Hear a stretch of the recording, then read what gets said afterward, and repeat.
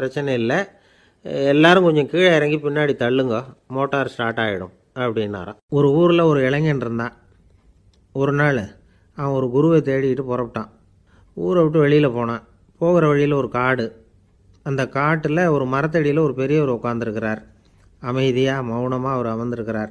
இந்த பெரியவரை விசாரிக்கலாம், குருவை தேடி கண்டுபிடிக்கிறதுக்கு இவர் ஏதாவது ஒரு வழி சொல்லி கொடுப்பார் அப்படின்னு நினச்சிக்கிட்டு அவரை நெருங்கினான். ஐயா, எனக்கு ஒரு குரு தேவை, எங்கே கிடைப்பார், அவரை எப்படி அடையாளம் கண்டுபிடிக்கிறது, அதை பற்றி ஏதாவது விவரம் சொன்னீங்கன்னா நான் கண்டுபிடிச்சிக்குவேன் அப்படின்ட்டுருக்கான். பெரியவர் நிமிர்ந்து பார்த்தார். தம்பி, அது ரொம்ப சுலபம். அவர் வயசானவராக இருப்பார், என்னை விட சுமார் 30 வயசு அதிகமாக இருக்கும். அவர் ஒரு மரத்தடியில் தான் உட்காந்துருப்பார் அப்படின்ட்டுருக்கான். சரிங்க பெரியவரே, அது என்ன மாதிரியான மரம், எப்படி இருக்கும் அப்படின்னு கேட்டிருக்கான். பெரியவர் அந்த விவரங்களையும் சொல்லியிருக்கிறாரு. அது மட்டும் இல்லை, சந்திக்கிற நாள், நேரம், வினாடி முதற்கொண்டு எல்லா விவரங்களையும் துல்லியமாக சொன்னாராம். இவ்வளவு விவரங்களை இவரால் எப்படி சொல்ல முடியுது அப்படின்னு இவனுக்கு ஆச்சரியம். இருந்தாலும் அந்த பெரியவர் கடைசியாக ஒரு விவரம் சொன்னார். அது என்ன தெரியுமா, எப்படியும் நீ அவரை சந்திக்கிறதுக்கு ஒரு 30 வருஷம் ஆகும் அப்படின்னு சொல்லிவிட்டாராம். ரொம்ப நன்றிங்க பெரியவரே அப்படின்னு சொல்லிவிட்டு அந்த இளைஞன் புறப்பட்டுருக்கான். இப்போ அவனுக்கு குரு பற்றின விவரம் எல்லாம் கிடச்சிட்டுது, சந்திக்கிற நேரமும் தெரிஞ்சுட்டுது. ஆனால் 30 வருஷம் அவரை தேடி அலைய வேண்டியிருக்குமே. அவன் தேட ஆரம்பித்தான். காடு மலை எல்லாம் சுற்றி அலைஞ்சான். பல வருஷங்கள் தேடினான், அழுத்து போயிட்டான். கடைசியில் அவனுக்கும் வயசாகிட்டுது. கடைசியில் தன்னுடைய சொந்த ஊருக்கே திரும்பி போய்கிட்டு இருந்தான். அங்கே ஒரு மரத்தடியில் அவன் தேடிக்கிட்டு இருந்த குருநாதர் கிடைச்சார். யார் அவருன்னா, 30 வருஷத்துக்கு முன்னாடி வழி சொல்லி கொடுத்தாருல அதே பெரியவர். அவருக்கு இப்போ 30 வயசு அதிகமாக இருந்தது. அதே மரம், அன்னைக்கு பெரியவர் சொன்ன அடையாளம் இப்போ பொருத்தமாக இருந்தது. இப்போ அந்த பெரியவர் சொன்னார், சரியாக வந்து சேர்ந்துட்டேன், வா, உனக்காக தான் நான் இவ்வளவு காலமும் காத்துக்கிட்டு இருந்தேன் அப்படின்னாராம். என்ன சொல்கிறீங்கன்றிருக்கான். 30 வருஷத்துக்கு முன்னாடி என்கிட்ட வந்தியே, அப்போவே என் காலம் வந்து முடிஞ்சு போயிருந்தது. அப்போவே என்ன உனக்கு அடையாளம் தெரியல, அதனால் இவ்வளவு காலம் உனக்காக காத்துட்ருக்கும்படி ஆகிட்டுது அப்படின்னாராம். ஐயா, அப்போவே நீங்கள் சொல்லியிருக்கலாமே, இதுதான் 30 வருஷம் கழித்து நீ சந்திக்க போகிற இடம், நான் தான் உன்னுடைய குரு அப்படின்னு சொல்லியிருக்கலாமே அப்படின்ட்டுருக்கான். அந்த பெரியவர் சிரிச்சுக்கிட்டே இதுக்கு பதில் சொன்னாராம். நான் எவ்வளவோ விவரமாக தான் சொன்னேன், நீ சரியாக புரிஞ்சிக்கல. காரணம், அப்போது நீ போதுமான அளவுக்கு பக்குவம் பெற்றிருக்கவில்லை, அதனால் புரியும் சக்தி இல்லாமல் போயிட்டுதப்போ 30 ஆண்டு காலம் நீ அலைஞ்சி தெரிஞ்சிருக்கிற. அது காரணமாக இப்போ உனக்கு அந்த பக்குவம் வந்துட்டுது, அதனால தான் அடையாளம் காண முடிஞ்சுது, நானே உன்னுடைய குரு அப்படின்னாராம். இதிலேருந்து என்ன தெரியுதுன்னா, ஆன்மீகத்தில் மாணவனாக சேர்றதுக்கு கூட ஒரு பக்குவத்தன்மை தேவைப்படுது. ஒரு பெரிய ஞானி, அவர்கிட்ட சீடனாக இருக்க ஒருத்தன் வந்தான், எதிரில் நின்னான். ஞானி அவனை வெகு நேரம் உற்று பார்த்தார். அப்புறம் சொன்னார், சீடனாக இருக்கிறது ரொம்ப சிரமம்னார். நான் தயாராக இருக்கிறேன்னா. அது இன்னமும் சிரமமாச்சே, இங்கே குருவாக இருக்கிறது மட்டுமே சுலபம் அப்படின்னாராம். அப்படின்னா நான் குருவாகவே ஆகிடுறேன் அப்படின்னானா. இது போலவே இந்த காலத்தில் கதை ஒன்று உண்டு. ஒரு பள்ளிக்கூடத்தில் வகுப்பு ஆசிரியர் மாணவனை திட்டிக்கிட்டு இருந்தார்.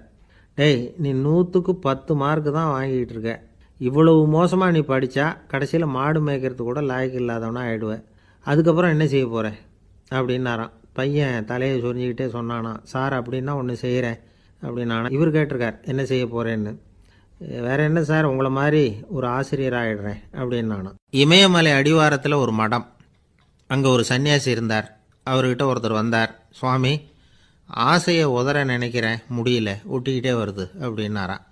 இப்படி உட்கார, ஒரு கதை சொல்கிறேன் அப்படின்னு சொல்லி அவர் சொல்ல ஆரம்பித்தாராம். அவர் சொன்ன கதை என்னென்னா, ஒரு ஊரில் ஒரு ஆள் இருந்தான். அவன் பேர் குப்புசாமி. அவன்கிட்ட எப்பவும் ஒரு பழைய தொப்பி இருக்கும், விடவே மாட்டான். அதனால் அவனை எல்லோரும் தொப்பி சாமி அப்படின்னு தான் கூப்பிடுறது வழக்கம். ஒரு புது தொப்பி வாங்கிக்கப்படாதாப்பா அப்படின்னு நண்பர்கள்லாம் சொல்லி பார்த்தாங்க. பணத்துக்கு எங்கே போவேன் அப்படின்னு விட்டானான். பணம் வச்சுருக்கான், செலவு பண்ண மனசு வரல, மகா கஞ்சன். பழைய பாட்டில்கள்லாம் வாங்கி விற்றுக்கிட்டு இருந்தான். அப்படி ஒரு தடவை பழைய கண்ணாடி சாமான்களை ஏலத்தில் எடுத்தப்போ அதில் ஒரு அருமையான சென்ட்டு பாட்டில் கிடச்சிது. உடனே ஒரு ஐடியா பண்ணான். அந்த சென்ட்டை சின்ன சின்ன பாட்டில்களில் அடைச்சி ஜன்னல் ஓரமாக அடுக்கி வச்சுட்டான். அதை விற்றா நிறைய பணம் கிடைக்குமே, அதனால். இதுக்கு இடையில் ஒரு நாள் அவன் அப்படியே உட்காந்துருந்தான். அந்த நேரம் நண்பன் வந்தான். ஏண்டா, உன் பழைய தொப்பியை மாற்றப்படாதா, ஊரில் எல்லோரும் கேலி பேசுகிறாங்களே உன்னை தொப்பி சாமின்னு அப்படின்னு சொல்லி கேட்டிருக்கான். இந்த சென்ட்டு பாட்டில் விற்றதும் பணம் வரும், அதுக்கப்புறம் பார்க்கலாம் அப்படின்னு நானா. இவன் சரி வா, நீச்சல் குளத்துக்கு போயிட்டு வருவோம் அப்படின்னு கூப்பிட்ருக்கான் நண்பன். 2 பேரும் போனாங்க. அதே நேரம் அந்த ஊர் நீதிபதியும் அங்கே குளிக்க வந்தாராம். அவர்கிட்ட இருந்தது விலை உசந்த ஒரு புது தொப்பி. அதை அங்கே இருந்த ஸ்டாண்டில் மாட்டிவிட்டு குளிக்க போனார். இதுக்கிடையில் குப்புசாமி குளிச்சுட்டு வந்தான். அவனுடைய பழைய தொப்பியை காணலை. அந்த புது தொப்பியை பார்த்தா இது நண்பனுடைய வேலை தான் அப்படிங்கிறதாக புரிஞ்சுக்கிட்டு அதை எடுத்து மாட்டிகிட்டு வந்துட்டான். நீதிபதி குளிச்சுட்டு வந்து பார்க்குறாரு, தொப்பியை காணும். போலீஸில் புகார் கொடுத்தார். அவங்க வந்து தேடினாங்க. ஒரு மூலையில் பழைய தொப்பி கிடச்சிது. அடடா, இது நம்ம குப்புசாமியோட தொப்பி இல்லையா அப்படின்னு நானா ஒருத்தன். உடனே அவன் வீட்டுக்கு தேடிட்டு போயிருக்காங்க. அங்கே போய் பார்த்தா புது தொப்பி அங்கே இருக்குது. உடனே அவனுக்கு 1000 ரூபாய் அபராதம் போட்டாங்களாம். அவன் பணத்தை கட்டிவிட்டு ரொம்ப எரிச்சலோடு வீட்டுக்கு வந்தான். பழைய தொப்பி கண்ணில் பட்டுது. மறுபடியும் உன்னால தானே எனக்கு 1000 ரூபா நஷ்டம் அப்படின்னு சொல்லி அதை எடுத்துக்கிட்டு அப்படி போயிருக்கான். அந்த ஊர் குளத்தில் வீசி எரிஞ்சிட்டு வந்துட்டான். அது மீன் பிடிக்கிற ஒருத்தன் கையில் சிக்கிச்சு. அவன் வர்ற வழியில் அதை எடுத்து வேகமாக வீசி எறிஞ்சான். அது நேராக குப்புசாமி வீட்டு ஜன்னல் வழியாக உள்ளே வந்து இந்த சென்ட்டு பாட்டில்கள் மேலே விழுந்து எல்லாம் உடஞ்சி நொறுங்கி போச்சு. குப்புசாமி பார்த்தான். தோட்டத்தில் ஆழமாக ஒரு குழியை வெட்டினான்.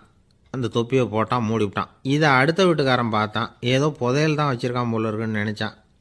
போலீஸில் போய் புகார் கொடுத்துட்டான். மறுபடியும் போலீஸ் குழியை தோண்டினாங்க. பழைய தொப்பி மறுபடியும் வெளியில் வந்தது. எல்லோரும் சிரிக்கிறாங்க. அன்னைக்கு ராத்திரியே அந்த தொப்பியை எடுத்துக்கிட்டு நேராக புறப்பட்டான். ஒரு கல்லில் அதை சேர்த்து கட்டி குடிநீர் தொட்டி இருக்கும்ல, அதில் போட்டுட்டு வந்துட்டான். இனிமேல் என்ன பண்ணும் பார்ப்போன்னு. ஒரு நாள் திடீர்னு குழாயெல்லாம் அடைப்பட்டு போச்சு. மாநகராட்சி அலுவலர்கள் வந்து என்னன்னு பார்த்தா அந்த பழைய தொப்பி குழாயை அடைச்சிக்கிட்டு இருக்குது. இது குப்புசாமியோட தொப்பிங்கிறது தான் எல்லாருக்கும் தெரியுமே. உடனே குடிநீரை வந்து பாழாக்கணத்துக்காக குப்புசாமிக்கு கோர்ட்டு 2500 ரூபாய் அபராதம் போட்டுவிட்டுது. அதையும் கட்டிவிட்டு வெளில வந்தான். கடைசியாக முடிவு பண்ணான். ஒரு நெருப்பு குச்சியை கிழிச்சான். தொப்பியை கொளுத்தினான். எரிஞ்சுது. எடுத்து வெளில எரிஞ்சான். கொஞ்ச நேரத்தில் தீ அணைப்பு படம் வந்துட்டுது. ஆமாம், இவன் எடுத்து எரிஞ்சது வெளியில் விழுந்து வீட்டு கூரையே பற்றிக்கிட்டு எரிய ஆரம்பிச்சுட்டுது. அவனோட பணத்தாசையும் அதோடு சேர்ந்து எரிஞ்சு போச்சான். இப்படி ஒரு கதை. இந்த கதையை சொல்லி முடித்தார் அந்த இமயமலை அடிவாரத்தில் இருந்த சன்னியாசி. இப்போ அந்த குப்புசாமி எங்கே இருக்கிறான்னு கேட்டார் எதிரில் இருந்தவர். இதோ உன் எதிரிலே இருக்கிறான், நான் தான் அந்த குப்புசாமி அப்படின்னாரான் அந்த சன்னியாசி. அந்த குப்புசாமி கிட்ட இருந்தது மாதிரி ஒரு பழைய தொப்பி நம்ம ஒவ்வொருத்தர்கிட்டையும் உண்டு.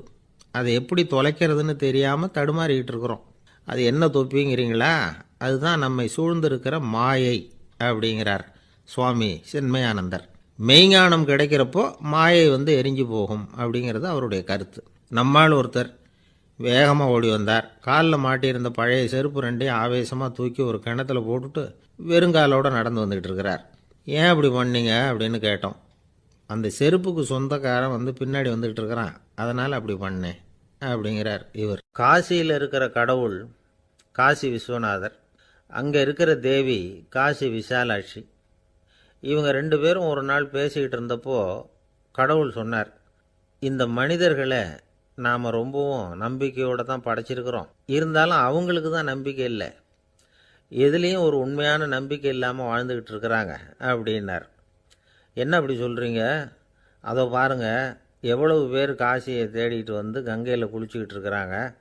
அவங்களெலாம் நம்பிக்கை இல்லைன்னா இவ்வளவு தூரம் தேடிட்டு வந்து இங்கே குளிப்பாங்களா அப்படின்னு நாங்கள் தேவி. சரி, அதை சோதித்து பார்க்கலாம் அப்படின்னு 2 பேரும் முடிவு பண்ணிக்கிட்டாங்க. உடனே ஒரு திட்டம் போட்டாங்க. அது எப்படின்னா, நாம் 2 பேருமே பக்தர்கள் மாதிரி உருவத்தை மாற்றிக்கிட்டு கங்கை கரைக்கு போக வேண்டியது. நான் வந்து கங்கையில் இறங்கி குளிக்கிறேன். கொஞ்ச நேரத்தில் சுழலில் மாட்டிக்கிட்டது மாதிரி நடிக்கிறேன். நீ உடனே கரையிலிருந்து சத்தம் போடும். என்னோடய வீட்டுக்காரரை யாராவது காப்பாற்றுங்களேன்னு சத்தம் போடும். அதோடு இன்னொன்று சொல்லு, யாராவது ஒரு புண்ணிய ஆத்மா அவர்கிட்ட போய் அவருடைய முடியை பிடிச்சி இழுக்கணும். அப்படி ஒரு சாபம் இருக்குது எங்களுக்கு. புண்ணிய ஆத்மா, அதாவது எந்த பாவமும் செய்யாத இல்லாத ஒருத்தர் தான் அவரை காப்பாற்ற முடியும். அப்படிப்பட்டவங்க யாராவது வெள்ளத்தில் குதித்து என்னுடைய கணவரை காப்பாற்றுங்கோ அப்படின்னு நீ சத்தம் போடு, கூச்சல் போடு, என்ன நடக்குதுன்னு பார்க்கலாம் அப்படின்னார் கடவுள். சரின்னு சொல்லி 2 பேருமா சாதாரண பக்தர்கள் மாதிரி கங்கை கரைக்கு வந்து சேர்ந்தாங்க. அவர் இறங்கி குளித்தார். திட்டம் போட்டது மாதிரியே சுழலில் மாட்டிக்கிட்டது மாதிரி கத்துனார். கரையில் இருந்த அந்த அம்மா, ஐயோ என் கணவரை காப்பாற்றுங்களேன், யாராவது காப்பாற்றுங்களேன்னு கத்துனாங்க. பல பேர் ஓடி வந்தாங்க. உடனே இவங்க, பாவம் இல்லாத புண்ணிய ஆத்மா ஒருத்தரால் தான் என்னுடைய கணவர் காப்பாற்றப்படணுங்கிறது விதி, அப்படி ஒரு சாபம் இருக்குது, அதனால் புண்ணிய ஆத்மா யாராவது அவர்கிட்ட போய் அவர் முடியை பிடிச்சி தூக்குனா அவரை காப்பாற்றி கொள்ளலாம் அப்படின்னாங்க. இவங்க இப்படி சொன்னதும் எல்லாரும் திகைச்சு போய் நின்றுட்டாங்க. ஒவ்வொருத்தருக்கும் அவங்க செஞ்ச பாவம்லாம் ஒவ்வொன்றா ஞாபகத்துக்கு வர ஆரம்பிச்சுட்டுது. சரி, இதுக்கு நாம் லாயக்கு இல்லை அப்படின்னு சொல்லி ஒதுங்கி போக ஆரம்பிச்சிட்டாங்க எல்லாம். இந்த சமயத்தில் யாரோ ஒருத்தர் வேகமாக ஓடி வந்தார். ஆற்றுல குதிச்சார். அவர்கிட்ட போனார், முடியை பிடிச்சார், தூக்குனார், அவரை காப்பாற்றி கரைக்கு கொண்டுட்டு வந்துட்டார்.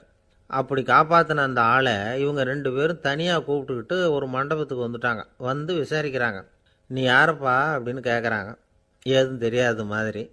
நான் இந்த ஊர் அன்ன சத்திரத்தில் வேலை செய்கிற ஒரு சமையல்காரன் அப்படிங்கிறார். நீ வந்து கங்கையில் குளிக்கிறது உண்டான்னு கேட்டிருக்காங்க. நான் இந்த ஊர்லேயே தான் இருக்கிறேன், இருந்தாலும் தினமும் கங்கையில் குளிக்கிறது இல்லை, எப்பாவது ஒரு நாள் அங்கே குளிப்பேன் அப்படின்னார். கங்கையில் மூழ்கி எழுந்திரிச்சா பாவம்லாம் தொலையும்னு சொல்கிறாங்க. அப்படி இருக்கிறப்போ அங்கே இன்றைக்கி கங்கையில் குளிச்சுக்கிட்டு இருக்கிறவங்கெல்லாம் தங்களை வந்து புண்ணிய ஆத்மாவா நினைக்கல. கங்கையில் குளிக்காத நீ உன்னை வந்து புண்ணிய ஆத்மாவா நினச்சி என்னை காப்பாற்ற வந்திருக்கிற, அது எப்படி அப்படின்னு கேட்டார்.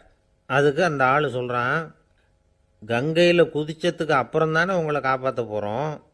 அப்படி குதிக்கும் பொழுது என்னுடைய பாவம்லாம் போயிருக்கும்ல, நான் புண்ணிய ஆத்மாவாக ஆயிருப்பேனே, அதனால தான் துணிஞ்சு வந்து உங்களை காப்பாற்றினேன் அப்படின்னா.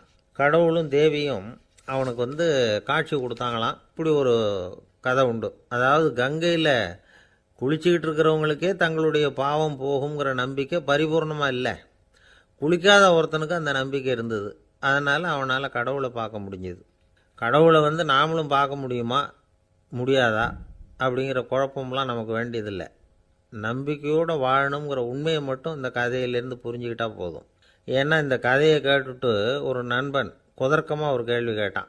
ஏன் சார், கங்கையில் குளித்தா பாவம் போயிடும்னு சொல்கிறீங்களே, நான் எனக்கு வேண்டாத ஒருத்தனை அழைச்சிட்டு போய் கங்கையிலேயே தள்ளி விட்டுட்டு அதுக்கப்புறம் அங்கேயே முழுக்க போட்டுட்டு நான் செஞ்ச பாவத்தை வந்து அதுலேயே கழுவி விட்டுட்டு மறுபடியும் உங்ககிட்ட வந்துடுறேன்னு வச்சுக்கோங்க, நீங்கள் என்னை வந்து புண்ணிய ஆத்மான்னு ஏற்றுக்குவீங்களா அப்படிங்கிறான். ஆள் கொஞ்சம் ஆசைந்தான், நம்மளே அங்கே அழைச்சிட்டு போனாலும் போயிடுவான். வாழ்க்கையில் சில சந்தர்ப்பங்களில் நாம் வந்து சில அவமானங்களை சந்திச்சே தீர வேண்டியிருக்கு. என்ன பண்ணுறது, காலம் அப்படி. அவமானப்படுறவங்க உடனே அடங்கி போய்டுறது தான் உலக வழக்கம்.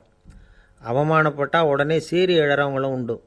ஆனால் அதையே ஒரு சவாலாக எடுத்துக்கிட்டு முன்னுக்கு வர்றவங்களும் சில பேர் இருக்கிறாங்க. அவங்க ரொம்ப அபூர்வம். இன்றைக்கி மனோதத்துவ நிபுணர்கள்லாம் என்ன சொல்கிறாங்க தெரியுமா? அவமானப்பட்டுட்டா உடனே அடங்கி போயிடக்கூடாதான், அதையே ஒரு சவாலாக எடுத்துக்கிட்டு மனசில் ஒரு வைராக்கியத்தோடு முயற்சி பண்ணினா வாழ்க்கையில் எல்லாரும் முன்னேறலாமா. அவமானங்கிறத நாம் வந்து வைராக்கியமாக மாற்றிக்கணும். அதுதான் வெற்றிக்கு வழி. ராமர் வந்து இந்த பூமியில் பிறந்ததே ஒரு வைராக்கியத்தினால தான் சார் அப்படின்னார் ஒருத்தர். எப்படிங்க அது அப்படின்னு கேட்டேன். அவர் சொன்னார், தசரதருக்கு ராமர் வந்து குழந்தையாக வந்து பிறக்கணும், அப்போ தான் இங்கே இருக்கிற கஷ்டங்கள்லாம் நீங்கும் அப்படின்னு சர்வ லோகமும் எதிர்பார்த்துக்கிட்டு இருக்குது. ஆனால் அவர் எப்போ வந்து பிறப்பார் அப்படின்னு யாருக்கும் தெரியல. அந்த காரியம் சீக்கிரம் நடக்கணுமே, அதுக்கு என்ன பண்ணுறது? நாரதர் வந்தார் ஒரு நாள் தசரதரை தேடி. தசரதா, உனக்கு ஒரு செய்தி தெரியுமான்னு ஆரம்பித்தார். அவர் எப்பவும் இப்படித்தானே ஆரம்பிக்கிறது வழக்கம். என்ன விஷயம்னு கேட்டார் தசரதர். தசரதா, நீ அடிக்கடி உன்னோட தேரில் ஏறிக்கிட்டு தேவலோகத்துக்கு போகிற, அங்கே போகிற வர்ற எல்லாம் பண்ணிகிட்ருக்க, எல்லாம் சரி. தேவலோகத்துலேயும் உன்னை நல்லபடியாக தான் வரவேற்கிறாங்க. தேவேந்திரன் உன்னை பிரியமாக அழைச்சிட்டு போய் தன்னுடைய அரியாசனத்திலேயே தனக்கு பக்கத்திலேயே உட்கார வைக்கிறான். நீயும் சந்தோஷமாக உட்காந்து பேசிவிட்டு வந்துடுற. ஆனால் நீ இங்கே வந்ததுக்கு அப்புறம் அங்கே என்ன நடக்குது தெரியுமா உனக்கு அப்படின்னாரான் நாரதர். என்ன நடக்குது எனக்கு ஒன்றும் தெரியலையே அப்படின்னாரான் தசரதர். நாரதர்கிட்ட வந்து கிட்டத்தில் வந்து கேட்டிருக்கார், கொஞ்சம் சொல்லுங்கள் என்னது அப்படின்னு. அவர் நெருங்கி வந்தாரான் நாரதரும். மெதுவாக அவர் காதோட காதாக சொன்னாராம். அதாவது நம்ம பாஷையில் சொல்லப்போனால் பற்ற வைக்கிறார். நீ அங்கே தேவேந்திரங்கிட்ட உட்காந்து பேசிவிட்டு வந்த பிறகு நீ அங்கே உட்காந்துருந்த அரியாசனத்தை தண்ணி ஊற்றி கழுவி சுத்தப்படுத்துகிறாங்க. நீ என்ன அந்த அளவுக்கு சுத்தம் இல்லாத ஆளா, தினம் குளிக்காமையாக இருக்கிற அப்படின்னாராம். தசரதருக்கு இது ரொம்ப அவமானமாக போயிட்டுது. அப்படியே செய்கிறாங்க அப்படின்னாராம். ஆமாம், நீ வேணும்னா நான் சொல்கிறது உண்மையா இல்லையா அப்படின்னு சோதனை பண்ணி பார்த்துக்கோ அப்படின்னாரான் நாரதர். உடனே தசரதர் இதுக்காகவே புறப்பட்டு தேவலோகம் போனார். அங்கே வழக்கம் போலவே இவரை கூப்பிட்டு உட்கார வச்சு பேசிக்கிட்டு இருந்தான் தேவேந்திரன். கொஞ்ச நேரம் பேசிக்கிட்டு இருந்துட்டு சரி நான் கிளம்புறேன்னு புறப்பட்டார். சரி அவனும் வாசல் வரைக்கும் வந்து வழி அனுப்பி வச்சுட்டு உள்ளே போயிட்டான். தசரதர் வெளியில் கொஞ்ச நேரம் மறைஞ்சி இருந்துட்டு மெதுவாக உள்ளே எட்டி பார்த்தார் என்ன நடக்குதுன்னு. நாரதர் சொன்னது உண்மைதான். தசரதர் உட்காந்துருந்த ஆசனத்தை அங்கே 2 தேவர்கள் கழுவி சுத்தப்படுத்திக்கிட்டு இருக்கிறாங்க. தசரதரால் இதை தாங்கிக்க முடியல. அவருக்கு ரொம்ப அவமானமாக போச்சு. நேராக கிடுகிடுன்னு தேவேந்திரங்கிட்டே போனார். நான் உட்காந்துருந்த இருக்கையை சுத்தம் பண்ணுறியே, நான் என்ன அந்த அளவுக்கு பாவியா அப்படின்னு கேட்டார். ரொம்ப கோபமாக கேட்டார். தசரதரே, மனுஷனுக்கு 3 கடன்கள் உண்டு. தேவ கடன், ரிஷி கடன், பித்ரு கடன். இதை தீர்க்காதவன் பாவியாகிறான். இதில் மகனை பெறுவதால் தான் பித்ரு கடன் தீரும். உனக்கு மகன் கிடையாது, அதனால் நீ பாவியாகிற. பாவி உட்கார்ந்துருந்த இடம்ங்கிறதுனால அதை சுத்தம் செய்ய வேண்டியது எங்கள் கடமை அப்படின்னு நானும் தேவேந்திரன். இந்த இடத்துல தசரதருக்கு ஏற்பட்ட அவமானம் ஒரு வைராக்கியமாக மாறிச்சு. தேவேந்திரனே கேட்டுக்கோ, ஒரு மகனை பெற்ற பிறகு தான் இந்த சபையில் மறுபடியும் அடி எடுத்து வைப்பேன் அப்படின்னு சொல்லிவிட்டு போயிட்டாராம். போய் புத்திர காமேஷ்டி யாகம் பண்ணார். புத்திரர்கள் பிறந்தார்கள். இந்த கதையில் உள்ள கருத்து என்னென்னா, தேவேந்திரன் தசரதரை அப்படி அவமானப்படுத்தலைன்னா அவருக்கு இப்படி ஒரு வைராக்கியம் பிறந்திருக்குமா யோசித்து பார்க்கணும். நமக்கு ஏற்படுகிற சில அவமானங்களையும் வைராக்கியமாக மாற்றிக்குவோம். அப்படி மாற்றிக்கிட்டோம்னா வாழ்க்கையில் வந்து முன்னேறலாம். நம்ம ஆளுங்க சில பேர் அவமானத்தை வந்து வைராக்கியமாக மாற்றிக்கிறது எப்படி தெரியுமா? நம்மக்கிட்ட ஒரு பையன் சொன்னான், எங்கள் அப்பா என்னை எல்லாருக்கும் முன்னாடி வச்சு திட்டிவிட்டார், பொறுப்பு இல்லாமல் ஊர் சுற்றுறேன்னு சொல்லி அவமானப்படுத்தி விட்டார். இனிமேல் நீ என் முகத்திலேயே முழிக்காதரா போடான்னு வேற சொல்லிவிட்டார். எனக்கு ரோஷம் வந்துட்டுது. அந்த அவமானத்தை வைராக்கியமாக மாற்றிக்கிட்டேன். அன்னையிலேருந்து அவர் முகத்திலேயே முழிக்கிறதில்ல அப்படின்னா. அப்படியான்னு கேட்டோம். ஆமாங்க, அவர் வீட்டில் இல்லாத நேரமாக பார்த்து உள்ளே சமையல் கட்டுக்கு போய் சாப்பிட்டுட்டு நைஸாக வெளியில் வந்துடுவேன் அப்படிங்கிறான் அவன். ஜவஹர்லால் நேரு பிரதமராக இருந்த சமயம் அவர் ஒரு தடவை சென்னைக்கு வந்திருக்கிறார்.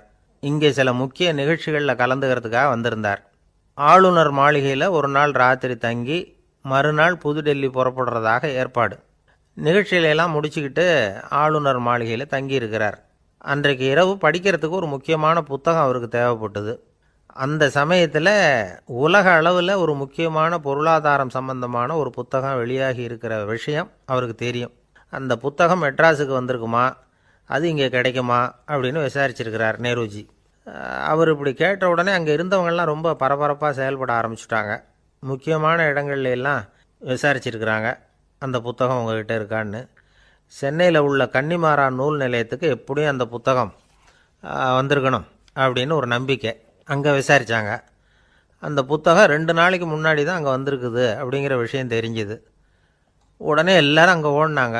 அவங்களுக்கு இன்னொரு சந்தேகம், புத்தகம் வந்திருக்கு சரி, அது இந்த சமயத்தில் வேறு யாரும் படிக்கிறதுக்கு எடுத்துகிட்டு போயிருக்கக்கூடாதே அப்படிங்கிற சந்தேகம் இருந்தாலும் மனசுக்குள்ளே ஒரு தைரியம். இப்படி ஒரு புத்தகம் வெளிவந்திருக்கிற விஷயமே நேருஜி சொல்லி தான் நமக்கே தெரியும். அதுவும் இல்லாமல் உலக பொருளாதாரம் சம்பந்தமான ஏதோ ஒரு புத்தகம் அது. அதை போய் இந்த நேரத்தில் அவ்வளவு ஆர்வமாக யார் எடுத்துகிட்டு போயிட போகிறாங்க அப்படிங்கிற தைரியம். இந்த தைரியத்தோடு அந்த நூல் நிலையத்துக்கு ஓடினாங்க. புத்தகத்தை தேடினா அது கிடைக்கல, யாரோ எடுத்துகிட்டு போயிருக்கிறாங்க. நேருவுக்கு மட்டுமே தெரிஞ்சிருந்த அந்த புத்தகம் பற்றின விஷயம் சென்னையில் வேற ஒருத்தருக்கும் தெரிஞ்சிருக்குது. உடனே எல்லாரும் பரபரப்பாக அந்த அதுக்குன்னு இருக்கிற ரிஜிஸ்டர் இருக்குல்ல, பதிவேடு, அதை புரட்டி பார்க்குறாங்க யார் எடுத்துகிட்டு போகிறாங்கன்னு தெரிஞ்சுக்கிறதுக்காக. எடுத்துகிட்டு போனவங்க அதில் கையெழுத்து போட்டிருப்பாங்கல்ல, அதை பார்த்து யாருன்னு தெரிஞ்சுக்கலாம் அப்படிங்கிறதுக்காக தான் அதை புரட்டுறாங்க. அதோ அந்த புத்தகத்தோட பேர் பக்கத்தில் அதை எடுத்துக்கிட்டு போனவங்க கையெழுத்து உத்து பார்க்குறாங்க எல்லாரும். அதில் போட்டிருக்குது பேர் CN அண்ணாதுரை அப்படின்னு எழுதியிருந்தது. அவர் தான் பேரறிஞர் அண்ணா. நேரு படிக்க விரும்பின ஒரு புத்தகத்தை அதே நேரம் படிக்க விரும்பின இன்னொரு தலைவர் இவர். படிக்கிறதுல அவருக்கு இருந்த ஆர்வத்தை நாம் தெரிஞ்சுக்கணும்னா அதுக்கு எவ்வளவோ சம்பவங்கள் இருக்குது.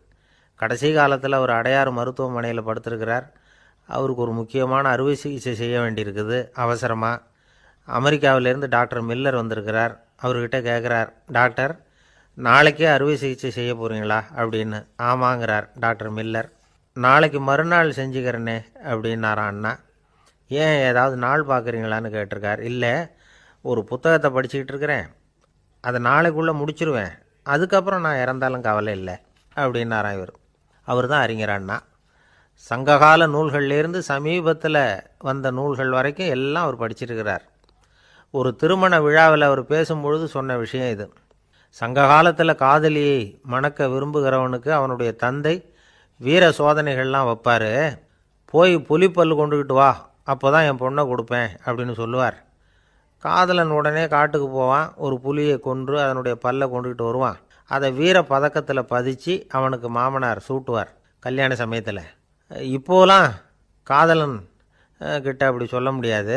இப்போலாம் காதலன்கிட்ட காட்டுக்கு போய் புலிப்பல் கொண்டுக்கிட்டு வான்னு யாராவது சொன்னால் புலி தான் மாப்பிள்ளையாக வந்து சேரும் அப்படின்னார். ஒரு கடைக்கு போனேன், 5 ரூபா பணத்தை எடுத்து கொடுத்தேன். ஒரு தினசரி பத்திரிகையை கேட்டேன்.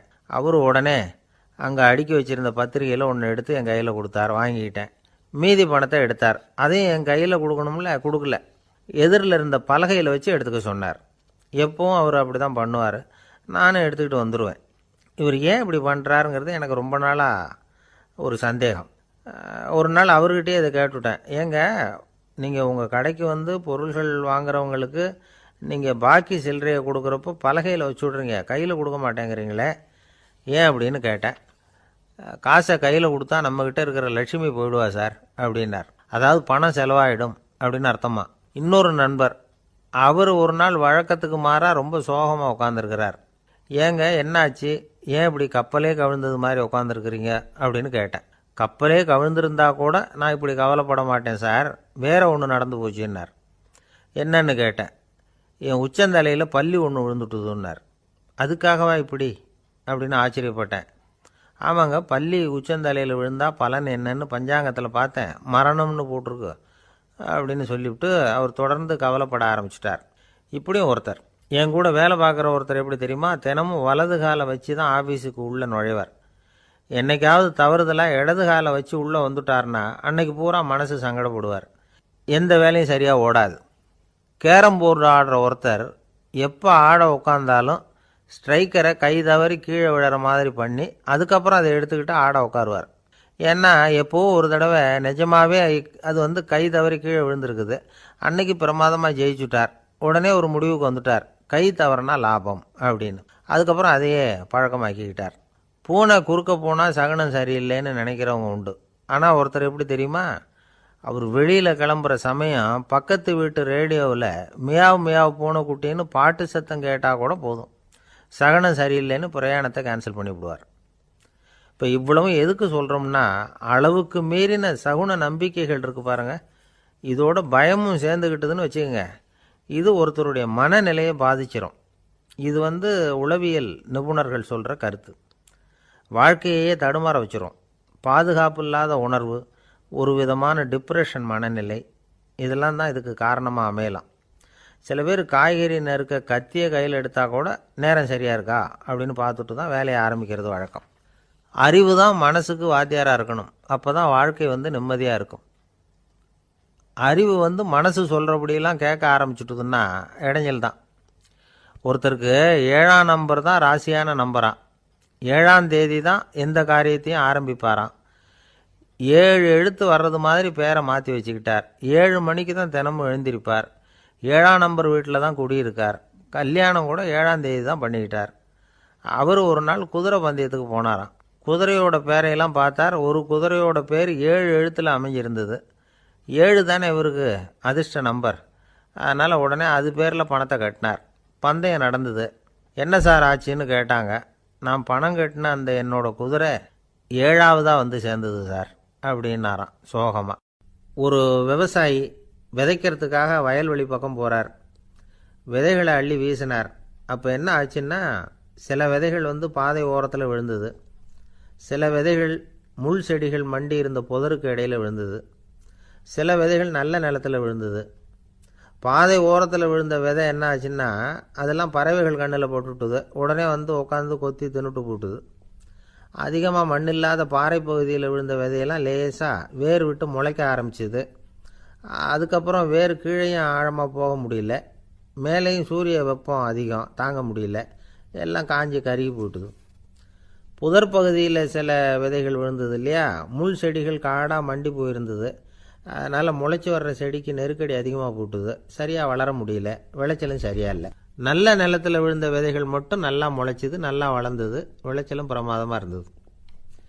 இந்த கதையை சொல்லிவிட்டு கேட்க செவியுள்ளோர் கேட்கட்டும் அப்படிங்கிறார் இயேசு பெருமான். ஆமாம், இயேசு கடலில் நின்ற படகு ஒன்றில் உட்காந்துருக்கிறார். கடற்கரையில் ஏராளமான மக்கள் உட்காந்துருக்கிறாங்க. அந்த சமயத்தில் தான் இயேசு ஓமைகள் மூலமாக மக்களுக்கு பல உண்மைகளை சொல்லிகிட்டு இருக்கிறார். மக்கள் அந்த கதையை கேட்டுட்டு ஒன்றும் புரியாமல் முழிக்கிறாங்க. அதை கவனித்த இயேசு அந்த ஓமையை விளக்க ஆரம்பித்தார். இதில் அந்த விதைக்கிறவர் தான் இறைவன். அவருடைய வார்த்தைகளை விதைக்கிறார். அந்த வார்த்தைகளை கேட்கிற மக்கள் அந்த விழுந்த விதைகள் மாதிரி 4 வகையானவர்கள். சில பேர் பாதை ஓரத்தில் விழுந்த விதைகள் மாதிரி. இறைவன் வார்த்தைகளை அவங்க கேட்குறாங்க, ஆனால் தீய எண்ணங்கள் செய்கைகள் மூலமாக விதைக்கப்பட்ட வார்த்தைகள் அழிஞ்சு போடுது. இறைவன் வார்த்தைகளை கேட்ட உடனே மகிழ்ந்து போய் உடனே சில பேர் அதை ஏற்றுக்கிறாங்க. இவங்கெல்லாம் அந்த பாறை பகுதியில் விழுந்த விதைகள் மாதிரி. அதனால் இவங்கெல்லாம் வேறு இல்லாதவங்க, கொஞ்ச காலத்துக்கு இறை வார்த்தைகளுக்கு கீழ்ப்படிந்து நடப்பாங்க.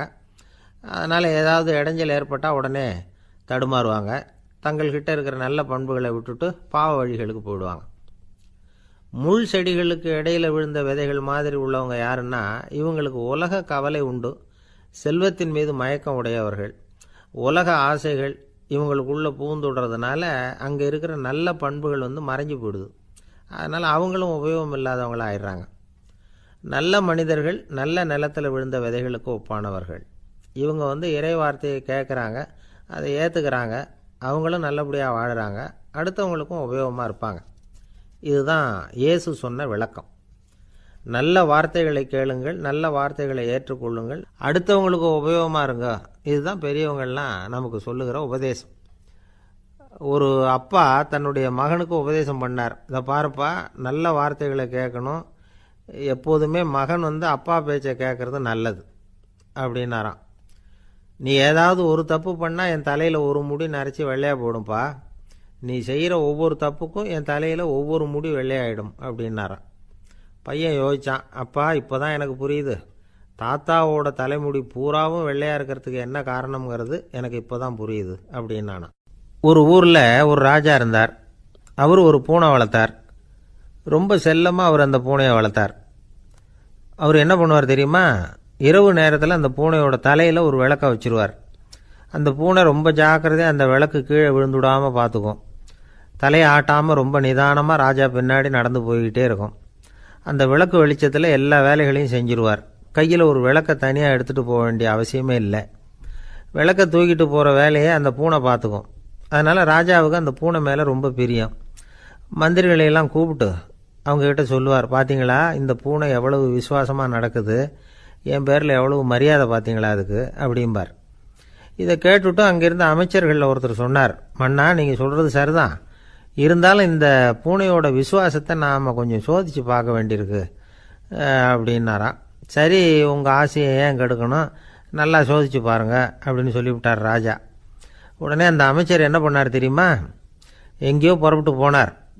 ஒரு 5-6 எலிகளை பிடிச்சிக்கிட்டு வந்தார். அரண்மனையில் ராஜா ஏதோ வேலை பார்த்துக்கிட்டு இருக்கிறாரு. பக்கத்தில் அந்த பூனை ரொம்ப பணிவாக நின்றுக்கிட்டு இருக்குது. அது தலையில் விளக்கு எரிஞ்சிக்கிட்டு இருக்கு. அமைச்சர் தான் பிடிச்சிக்கிட்டு வந்த எலிகளை அந்த பூனை பார்வையில் படுறது மாதிரி எதிரில் விட்டார். அந்த எலிகள்லாம் அங்கேயும் இங்கேயும் ஓட ஆரம்பிச்சிது. அதை பார்த்தது பூனை, அவ்வளவுதான். தலையில் இருக்கிற விளக்கை பற்றியும் கவலைப்படலை, ராஜாவை பற்றியும் கவலைப்படலை. ஒரே பாய்ச்சலாக பாஞ்சு எலிகளை துரத்த ஆரம்பிச்சுட்டுது.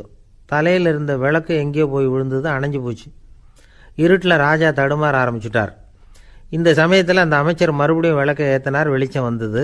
அதுக்கப்புறம் அந்த அமைச்சர் பேசினார், அரசே, பூனையோட விசுவாசத்தை பார்த்தீங்களா, எலி அது கண்ணில் படுற வரைக்கும் தான் விசுவாசமாக இருந்தது. அது மாதிரி எலியை பார்த்ததும் எல்லாத்தையும் விட்டுட்டு அதை துரத்த ஆரம்பிச்சுட்டு பார்த்தீங்களா. தான் அந்த பூனையை பற்றி நினச்சது தப்புங்கிறது அதுக்கப்புறம் தான் அந்த ராஜாவுக்கு புரிஞ்சுதான். சரி, இப்போ எதுக்கு இந்த கதையெல்லாம் அப்படிங்கிறீங்களா, இந்த பூனை மாதிரி தான் நம்ம மனசும். மனசை எவ்வளவு தான் பயிற்சி கொடுத்து பக்குவமாக வச்சுருந்தாலும் பார்க்குறதுக்கு பரமசாது மாதிரி தான் இருக்கும். பார்க்க வேண்டியதை பார்த்துட்டுதுன்னா பாஞ்சிரும். இந்த பூனை மாதிரி புலன் இன்ப பொருள்கள் கிட்டாத வரைக்கும் மனம் அடங்கி இருக்கிறது மாதிரி தான் தெரியும். கொஞ்சம் வாய்ப்பு கிடைச்சாலும் அது குதிக்க ஆரம்பிச்சிடும், தப்பு பண்ண ஆரம்பிச்சிடும். பெரிய பெரிய